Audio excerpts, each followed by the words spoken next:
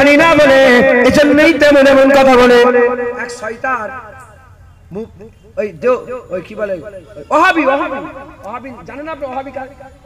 যখনই একটু নাম বদলাম হয়েছে নাম পাল্টেছে, এদের ঠিক নেই। যখন ওহাবিতে লোক মনে করলি তো গাল একটা, ওহাবি কি হয়ে গেছে একটু গাল হয়ে গেছে, সঙ্গে সে নাম চেঞ্জ করলো সালাফি। সালাফি যখন সে গায়ের মুকাল্লিদ, গায়ের মুকাল্লিদ যখন চেঞ্জ করলো কি বলে লামাজাবি, লামাজাবি যখন আহলে হাদিস, এরা নাম পরিবর্তন করে। এ সব এক শয়তান, এক দলের লোক।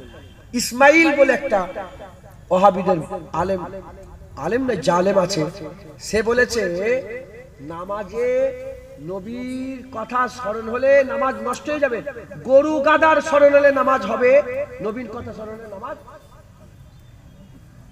দেখেছে এদের দিলের মধ্যে নিফাক, এরা মুস্তাফা হুজুরের ভালোবাসা, এরা শুনলে এদের বুক কেঁপে যায়, কলিজা ফেটে যায়। আপনাদের মধ্যে এরকম নেই তো কেউ? নেই।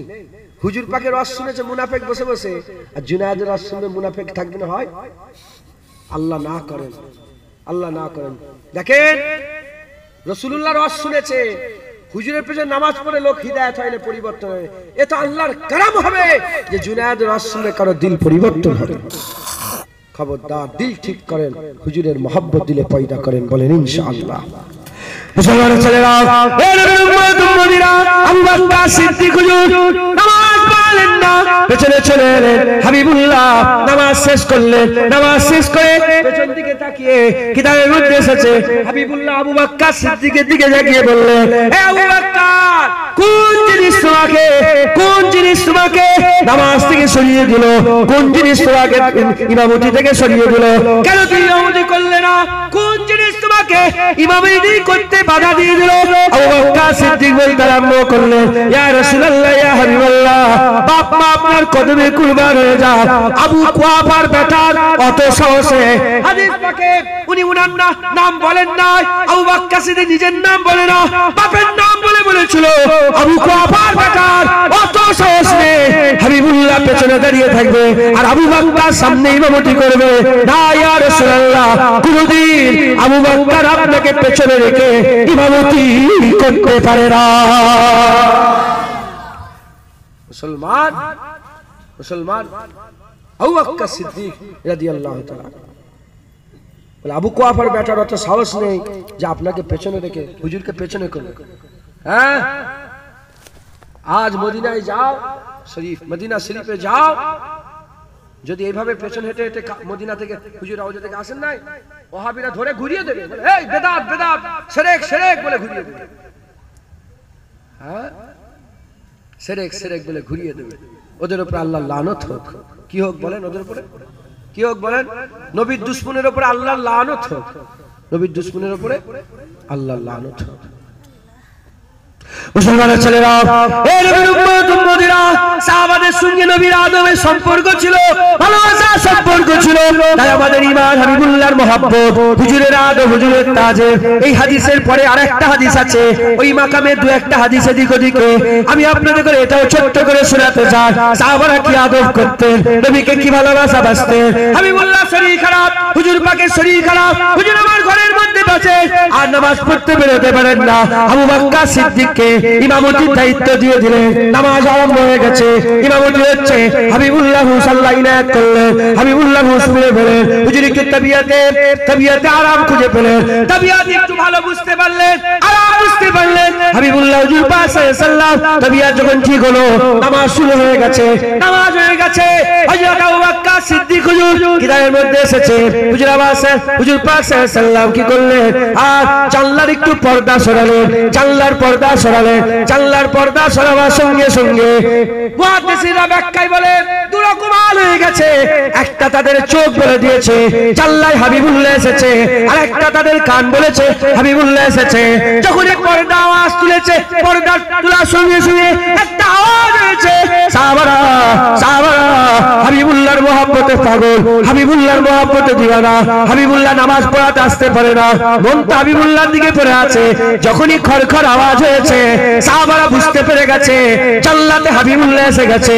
অন্য রিওয়ায়েতে এসেছে হাবিবুল্লাহ যখনই পর্দা তুলেছে মসজিদে নববীতে নূর ছড়িয়ে গেছে, নূরের ঝলক বেরিয়ে পড়েছে। হাবিবুল্লাহ নূরের ঝলক দেখতে পেয়ে সাহাবারা বুঝতে পেরে গেছে জান্নাতে হাবিবুল্লাহ এসেছে, জান্নাতে হাবিবুল্লাহ এসেছে।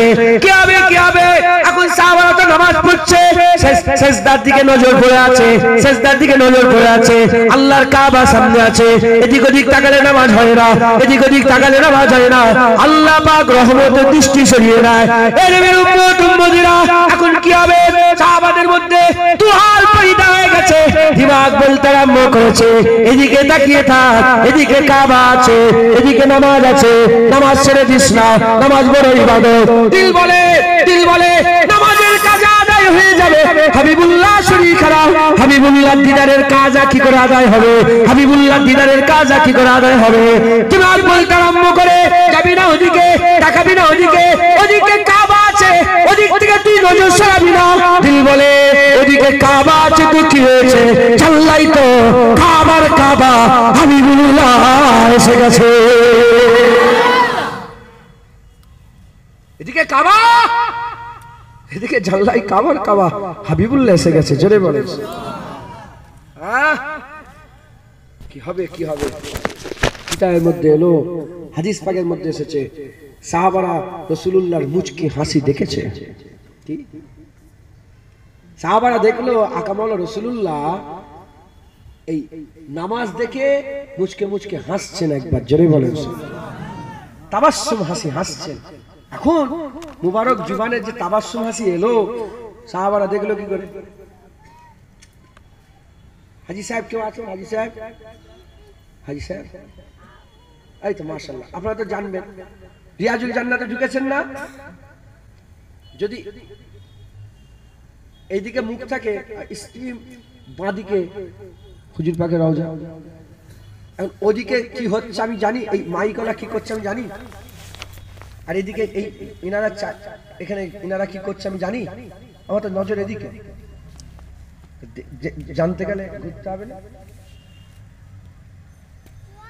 হুজুর পাকের রওজা মুবারক, বাঁদিকে রিয়াজুল জান্নাত, মুসাল্লা রাসূলুল্লাহ সাল্লাল্লাহু আলাইহি ওয়াসাল্লাম, পেছনে সব সাহাবারা ঘুরে গিয়েছিল। ঘুরে রাসূলুল্লাহ চেহারা দেখে হাবিবুল্লাহ হাসছে, সাহাবারা হাবিবুল্লাহ চেহারাই দেখছে। একবার জোরে বলেন সুবহানাল্লাহ। যখন দেখা হয়ে গেল, হাবিবুল্লাহ বলে নামাজ শেষ করে নাও, নামাজ শেষ করে নাও, নামাজ শেষ করে নাও। মুসলমানের ছেলেরা, এই নবীর উম্মত উম্মতিরা, সাহাবারা মুস্তাফা হুজুরের জন্য দিওয়ানা ছিল, সাহাবারা হাবিবুল্লাহর জন্য দিওয়ানা ছিল, সাহাবারা হাবিবুল্লাহর জন্য পাগল ছিল। তাই আপনাদের বলে দিয়ে যায় আমাদের কি করতে হবে? হাবিবুল্লাহর মহব্বত দিলের মধ্যে রাখতে হবে। হাবিবুল্লাহ আদব তাজিম আমাদের ঈমান। ঈমান আছে, ঈমান আছে, ঈমান থাকলে আল্লাহর জান্নাতে যাবে। ঈমানের রূহ আছে, ঈমানের জিসম আছে, নামাজ রোজা জিসম, হাবিবুল্লাহর আদব মহব্বত তাজিম, এটা হচ্ছে ঈমানের রূহ। নবীর উম্মত উম্মতিরা, তাই আমি আপনাদের বলে দিয়ে যাই আমার রাসূলুল্লাহ আমাদের কথা জানিয়ে দিয়ে গেছে, আমাদের কথা হাবিবুল্লাহ বলে দিয়ে গেছে। কি বলে দিয়ে গেছে? একদিকে সাহাবা হুজুরদের করে জিজ্ঞাসা করলেন, আমার সাহাবারা বলো বলো বলো, আমার সাহাবারা বলো বলো, আজব ঈমান কাদের? অলৌকিক ঈমান কাদের? আজব ঈমান কাদের? অলৌকিক ঈমান কাদের? আশ্চর্য ঈমান কাদের? এই নবীর উম্মত উম্মতিরা, আশ্চর্য ঈমান, অলৌকিক ঈমান বলার সঙ্গে সঙ্গে সাহাবারা বলে ফেরেশতাদের ঈমান, আজব ঈমান, ফেরেশতাদের ঈমান, আজব ঈমান। সাহাবারা বলতে আরম্ভ করেছে ফেরেশতাদের ঈমান আজব। হাবিবুল্লাহ বলে ফেরেশতাদের ঈমান কি করে আজব হবে? তারা যে ঈমান এনেছে আল্লাহর উপরে, তাদের দিলের মধ্যে যে ঈমান আছে, তারা যে বিশ্বাস স্থাপন করেছে, এতে তো কোনো অলৌকিক ঘটনা নেই, এতে কোনো আজব ঘটনা নেই। কেন? তারা আসমানে থাকে, আল্লাহর কাছে থাকে, আল্লাহ পাকের আসমান দেখে, জান্নাত দেখে, তারা আল্লাহ পাকের খবর জানে, আল্লাহ পাককে তারা দেখে, আল্লাহ পাকের খবর জানে, আল্লাহ পাক তাদের করে দেখায়, আল্লাহ রহমতের ছায়ায় থাকে। তারা যদি ঈমান না নিয়ে আসে, কে ঈমান নিয়ে আসবে, তাদের ঈমান আনাতে এটা কোনো আশ্চর্যের বিষয় না। ওই সময় সাহাবারা বলে নবীদের ঈমান আশ্চর্য, সাহাবারা বলে নবীদের ঈমান আশ্চর্য। আকাবেলা রাসূলুল্লাহ বলে ঈমান আশ্চর্য নবীদের কেমন করে হবে? ঈমান যে নবীরা নিয়ে এসেছে এতে কোনো অলৌকিক ঘটনা নেই, ঈমান যে নবীরা নিয়ে এসেছে এটা আশ্চর্যের কোনো ঘটনা নেই। কারণ ঈমান নবীদের আছে, আল্লাহ নবীদের সঙ্গে কথাবার্তা বলে, আল্লাহ নবীদের দিলে ইলহাম নাযিল করে, আল্লাহ নবীদের কাছে জিবরাইল পাঠায়, আল্লাহ নবীরা জিবরাইল দেখতে পায়, আল্লাহ নবীরা জিবরাইলের সঙ্গে কথাবার্তা বলে, আল্লাহ তাকে সঙ্গে কথাবার্তা বলে। নবীদের ঈমান আনাতে এটা কোনো অলৌকিক নয়। সাহাবারা বলে ইয়া রাসূলুল্লাহ তাহলে ঈমান আজব, আমাদের ঈমান, সাহাবাদের ঈমান আজব ঈমান, সাহাবাদের ঈমান আজব ঈমান। হাবিবুল্লাহ বলে তোমাদের ঈমান কি করে আশ্চর্য হবে, তোমাদের ঈমান কি করে আজব হবে? তুমি তোমাকে দেখতে পাও, আমার দু টুকরো করা চার দু টুকরো করা দেখো, তুমি যারা সহ্য করতে গিয়ে নিয়ে আসতে দেখো, বলে হরিণ তোমাকে সেজদা করে দেখো, পাগলা উল তোমাকে সেজদা করে দেখো, আগুল পাক করলে পানির ফোয়ারা পেরিয়ে যদি দেখো, তোমরা তো দেখো গাছ আমাকে সেজদা করে, পাথরগুলো রাসূলুল্লাহকে সালাম দাও, তুমি তো পাথরের সালাম নিজের কানে শুনতে দাও। তোমরা যে ঈমান নিয়ে এসেছো এতে তো কোনো আশ্চর্য ঈমান বিষয় নয়, এতে কোনো তো অলৌকিক ঘটনা নয়। ওই সময় তো সাহাবারা বলে ইয়া রাসূলুল্লাহ বাপ্পা কুরবান হয়ে যাও, আমরা জানি না আপনি এমন বলে না কাদের ঈমান আশ্চর্য নয়।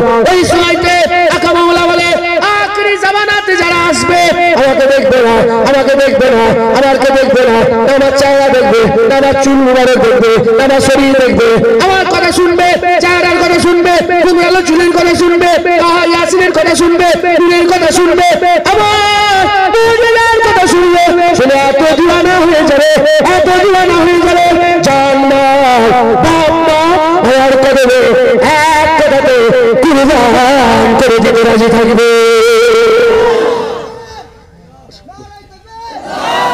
মুসলমান হুজুর ইশারা করে আমাদের কথা বলে দিয়েছে, যাদের ঈমান আজব ঈমান, এরা আমাকে দেখবে না, আমার কথা শুনে আমাকে এত মহব্বত করবে। লা ইউমিনু আহাদুকুম হাত্তা আকুনা হাব্বা ইলাইহি মিন ওয়ালিদিহি ওয়া ওয়ালাদিহি ওয়ান নাসি আজমাইন, একদম পুরা দিলের মধ্যে তারা রাখবে। সব মানুষের থেকে, বাপ মার থেকে, আল আওলাদের থেকে সবচেয়ে বেশি, অন্য রিওয়ায়াতে জানের কথা আছে, জানের থেকে বেশি রাসূলুল্লাহকে মহব্বত করবে। জোরে বলেন হুজুর পাক বললেন আমার সাহাবারা যারা আমাকে দেখলো ঈমান আনলো, মুবারক একবার, কবার একবার মুবারকবাদ। যারা আমাকে দেখলো না ঈমান আনলো 7 বার মুবারকবাদ। একবার জোরে বলেন 7 বার মুবারকবাদ। নাউজুবিল্লাহ, আমি সাহাবাদের থেকে বড় বলছি, নাউজুবিল্লাহ, আমি কুল্লি ফাজিলাতের কথা বলছি না, একটার কথা বলছি যে সাহাবারা তো নবীকে দেখে ঈমান এনেছে, চাঁদ দু টুকরো হয়েছে ঈমান এনেছে। কথা ঠিক না ভুল বলেন? আমরা না চাঁদ দু টুকরো করা দেখেছি, আমরা শুধু শুনেছি, আল্লাহ আমাদের দিলে ঈমান জমিয়ে দিয়েছে। একবার জোরে বলেন। কুরআন শরীফে ঘটনা আছে, কুরআন শরীফের মধ্যে ঘটনা আছে, কুরআন শরীফের মধ্যে ঘটনা আছে। কি ঘটনা? কুরআন শরীফের মধ্যে ঘটনা এসেছে, মুসা কালিমুল্লাহকে আমার আল্লাহ বললেন বেরিয়ে পড়ো। ফেরাউন তাড়া করলো পেছনে, নদীর ধারে চলে, সমুদ্রের ধারে চলে গেলেন। কি হবে কি হবে? আল্লাহ বলে লাঠি মারো। লাঠি মারার সঙ্গে সে পাহাড়ের মতন পানি দাঁড়িয়ে গেল, ঝাঁ চকচকে শুকনা ধুলো উঠতে আরম্ভ করেছে, এরকম চকচকে রাস্তা হয়ে গেল। রাস্তা পার হয়ে গেলেন, পার হয়ে একটা জায়গায় গেলেন, উপত্যকায় চলে গেলেন, ফাঁকা জায়গা, না লোক আছে, না মানুষ আছে, না ঘর আছে, না বসতি আছে, না পানি আছে, কিচ্ছুই নাই। মুসা আলাইহিস সালামকে বানিয়ে ইসরাঈল বলে কোথায় থাকবো? আল্লাহ বলে আল্লাহ কোথায় থাকবে? আল্লাহ সঙ্গে সে এক টুকরা মেঘ পাঠিয়ে দিলেন, তাদের মাথায় ছায়া করে ফেললেন। কি খাবো? আল্লাহ জান্নাতের খাবার মান্না ও সালওয়া নাজিল করতে আরম্ভ করলেন, তারা মান্না সালওয়া খেতে আরম্ভ করলো। আর আর মুসা আলাইহিস সালামকে আল্লাহ বলেন হারুনকে তাদের তোমার নায়েব করে তাদের সাথে রেখে দাও। হুজুরের ভাই হারুন আলাইহিস সালামকে নায়েব করে সাথে রেখে দিলেন, আর বললেন দেখো আমি চলে যাচ্ছি, আল্লাহ ডেকেছে। মুসা আলাইহিস সালামের মেরাজ, একবার জোরে বলেন। তুর পর্বতে যে মুসা আলাইহিস সালাম 40 দিন লেগে গেছে, ওটা মুসা আলাইহিস সালামের মেরাজ ছিল। আমি যাবো, আল্লাহ ডেকেছে, আল্লাহ আমাকে ঘুরতে নিয়ে যাচ্ছে, আমাকে ডেকেছে। আল্লাহ বলে চলে আসো এদিকে, আমি যাচ্ছি আল্লাহর কাছে, তুমি এই কওমকে হিফাজত করবে। চলে গেলে 30 দিনের লেগে আল্লাহ বললেন, ডাকলেন, 30 দিন হয়ে গেল, আল্লাহ বলে আরো 10 দিন বাড়িয়ে দাও, 40 দিন। যেখানে মুসা আলাইহিস সালাম 40 দিন ইবাদত করেছিলেন, উপরে উঠতে গেলেন, হুজুর পাকে হযরত মুসা আলাইহিস সালামকে আল্লাহ বলেন জুতো খুলে ফেলো। তুর পর্বত বলল জুতো খোলো, কারণ তুয়া পাক তুয়া উপর থেকে চলে এসেছো। আমিও তুয়া উপর থেকে গিয়েছি, জুতো খুলেছি। মুসা আলাইহিস সালাম উঠেছে, আমিও উঠেছি তুর পর্বতে। উঠে হুজুর পাক যেখানে নামাজ পড়েছেন ওটাকে চিহ্ন করা আছে, আমি ওখানে গিয়েও সেজদা দিয়ে এসেছি। আল্লাহ দিয়েছেন, আল্লাহ দিয়েছেন। যেখানে যেখানে কপাল ফেলবেন ও জায়গার মাটি আল্লাহ পাকের দরবারে কিয়ামতে সাফায়াত করবে, প্রমাণ দেবে যে আল্লাহ হ্যাঁ এখানে সেজদা করেছে, জোরে বলেছে। তো যাই হোক, আমি সেজদা করেছি ওখানে। তো হযরত মুসা আলাইহিস সালাম 40 দিনের লেগে গেলেন। 40 দিন পরে আল্লাহ তাওরাত কিতাব দিলেন। তাওরাত কিতাব নিয়ে যখনই কওমে ঢুকলেন, 40 দিন মাথার উপরে তখন ছায়া আছে, মান্না সালওয়া তখন আছে। হারুন আলাইহিস সালাম, নবী হারুন আলাইহিস সালাম, ওনার মাজার আমি জিয়ারত করেছি। আমাদের আকা, আমাদের রাসূলুল্লাহ, আমাদের নবী পয়গম্বর, আমাদের জান ছিলেন হযরত হারুন আলাইহিস সালাম। আমরা কি শুধু নবীকে, আমার নবীর উপর ঈমান এনেছি? সব নবী আমাদের নবী, এটা মাথায় রাখবেন। সব নবীর জন্য আমাদের জানমাল কুরবান, একবার জোরে বলেন সুবহানাল্লাহ। নবীরা মরে মুর্দা নয়, নবীরা মরে জিন্দা, নবীরা মরে জিন্দা, নবীরা মরে জিন্দা। যদি একটু সময় পাই তা বলে দেবো ইনশাআল্লাহ। নবীরা মরে জিন্দা। হারুন আলাইহিস সালাম, হারুন আলাইহিস সালাম তখন ছিলেন নবী, তাদের সাথেই ছিল সামেরি বলে একটা লোক। হযরত জিবরাইল আলাইহিস সালাম যেখানে কদম ফেলেছিলেন ওখানকার মাটি তুলে একটা গরুর বাছুর তৈরি করে ওর ভিতরে ঢুকিয়ে দিয়েছে। আর গরুর বাছুর থেকে ব্যা ব্যা ব্যা আওয়াজ এসছে। সঙ্গে সঙ্গে গোটা বনি ইসরাইল কি করলো? ওকে মাবুদ বলে ফেলে। আপনারা বুঝতে পারছেন? এই নদী পার, সমুদ্র পার হলো, জান্নাতের খাবার এসছে, মাথার উপরে ছায়া, নবী সাথে আছে। কাকে মাবুদ করেছে? গরুর বাছুরকে মাবুদ বানিয়ে ফেলেছে। আহা, হুজুর বলেছে আজ অভিমান। আমাদের কথা, আপনাদের কথা, আজ অভিমান। 1400 বছর হয়ে গেল, আল্লাহর কসম আমরা কাউকে নয়, আল্লাহ আর আমাদের মাঝখানে আল্লাহ আল্লাহর সাথে কোন লা শরীক, কোন শরীক নেই। আমরা পরিষ্কার আল্লাহতে বিশ্বাসী, একবার জোরে বলেন সুবহানাল্লাহ। কোন সন্দেহ আছে? কোন সন্দেহ আছে? অতএব মুসলমান, আমাদের ঈমান, হুজুরের মহব্বত, হুজুরের ভালোবাসা, হুজুরের মহব্বত।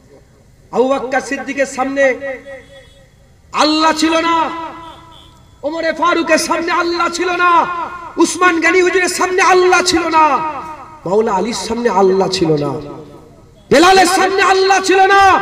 বেলালকে যখন কুটা হচ্ছিল, মারা হচ্ছিল, তখন বেলালকে সান্ত্বনা আল্লাহ দেয়নি, তাদের সবার সামনে রাসূলুল্লাহ ছিল। কে ছিল বলেন? নবীকে ডেকেছে, নবীকে মেনেছে, নবী যেটা মেনে নিয়েছে সেটাই মেনে নিয়েছে, যাররা পরিমাণ সন্দেহ করেনি। অলৌকিক ঘটনা, যেখানে বাইতুল্লাহ থেকে বাইতুল মুকাদ্দাসেতে মাস রাস্তা লাগতো শুধু যেতে। হুজুর এক রাত আগে দেখা হলো, সেই রাত্রে হুজুর পাক সকালবেলা উঠেই বলে, মানে 27 রজবে সকালবেলা উঠেই বলে, শোনো শোনো, হ্যাঁ মানুষ ভাই সকল দাঁড়াও, আমার কালকে রাত্রে মেরাজ হয়েছে, আমি এখান থেকে বাইতুল মুকাদ্দাস। আবু বকর সিদ্দিক ছুটে ছুটে আবু জেহেল গেল, যে বলে তোমার নবী। আবু বকর সিদ্দিক বলে তুমি ঠিক বলছো, নবী বলেছে? বলে হ্যাঁ। যখন জোর করে বলছে হ্যাঁ নয়, বলে তুমি তো এখনো গেলে না, তার এখনো যে পৌঁছালে না, মেনে নিলে? তুই কি পাগল লোক? বলে তুই আমাকে বলছিস পাগল লোক, তুই আমাকে মেরাজের কথা বলছিস? শোন শোন, আমি হুজুরের কথা এর থেকেও বড় জিনিস, আমি আল্লাহ মেনে নিয়েছি। কি মেনে নিয়েছি?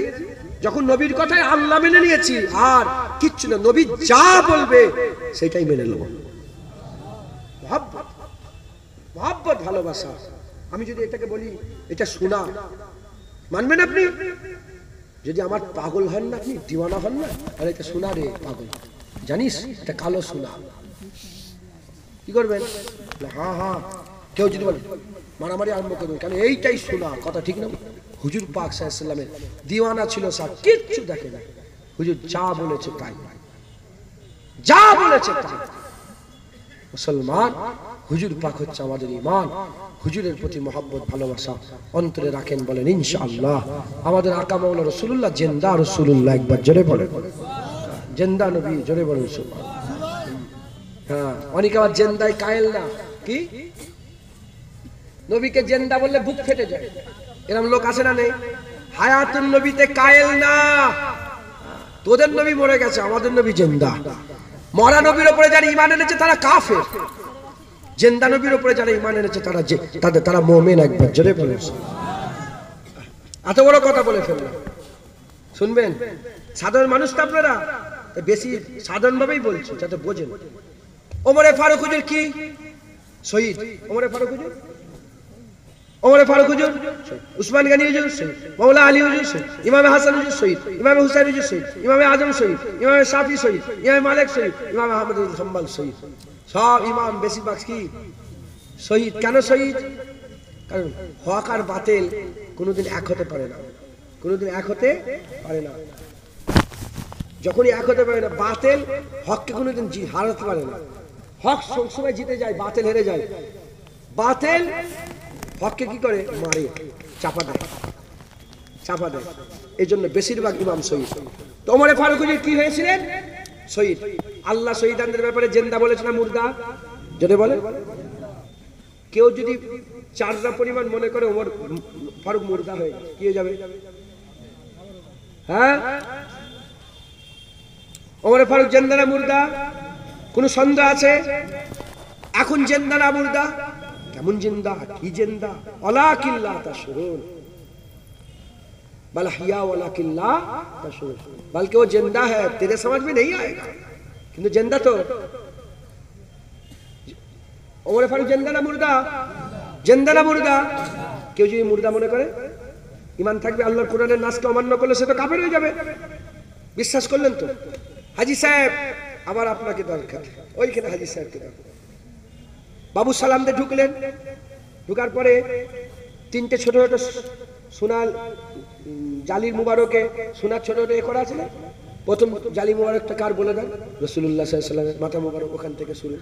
তারপরেরটা আবু বকর সিদ্দিক, তারপরেরটা ওমরে ফারুক। ও আপনি তো